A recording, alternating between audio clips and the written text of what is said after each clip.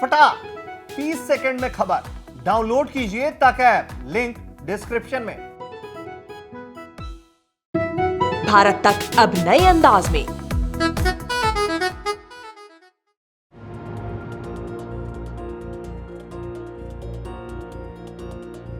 आत्मनिर्भर भारत को सरकार तेजी से गति देने का काम कर रही है।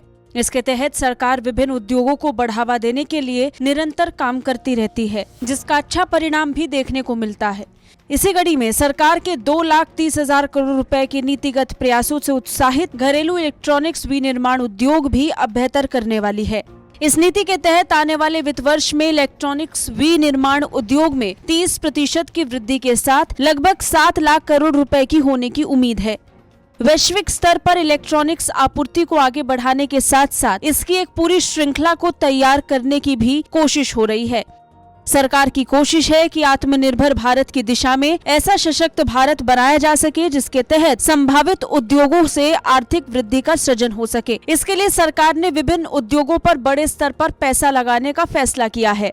बात अगर घरेलू इलेक्ट्रॉनिक्स विनिर्माण उद्योग की करें तो इस क्षेत्र में बढ़ावा देने की कवायद को तेज कर दिया गया है। हालांकि अभी उद्योग को कोरोना का संभावित खतरा भी नजर आ रहा है, जिसके लिए पहले से तैयारियां की जा रही हैं। नई नीतियां और प्रोत्साहन योजनाएं लाए जाने की कोशिश के बीच इलेक्ट्रॉनिक्स पुर्जों, विशेषकर इलेक्ट्रॉनिक चिप से संबंधित चुनौती तत्काल रूप से सामने खड़ी है और कोरोना वायरस से जुड़े खतरे का अंदेशा भी उद्योग को बना हुआ है। इलेक्ट्रॉनिकी और सूचना प्रौद्योगिकी मंत्रालय के एक वरिष्ठ अधिकारी की माने तो जो उत्पादन अभी 18% है वो आने वाले साल में 25% तक पहुंच जाएगा। ये माना जा रहा है कि स्थानीय विनिर्माण इकाइयों में होने वाला उत्पादन वर्तमान के 18% से बढ़कर अगले साल तक 25% हो सकता है। साथ ही सरकार का देश में कुल इलेक्ट्रॉनिक उत्पादन को अगले साल तक 30% बढ़ाकर 6,90,000 करोड़ रुपए तक करने का लक्ष्य भी रखा गया है। जानकारी के अनुसार इलेक्ट्रॉनिकी और सूचना प्रौद्योगिकी मंत्रालय ने भारत से इलेक्ट्रॉनिक्स निर्यात 50% तक बढ़ाने के लक्ष्य के साथ अगले वित्त वर्ष के लिए 22,000 करोड़ रुपए की योजना का प्रस्ताव दिया है।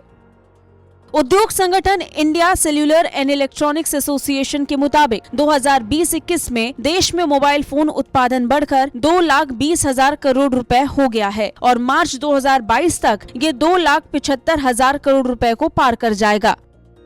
फिलहाल तो कोशिश स्पष्ट है कि भारत से एक बड़ा इलेक्ट्रॉनिक ब्रांड को वैश्विक स्तर पर लाया जा सके, जो भारत को इस क्षेत्र में बड़ी पहचान दे सके।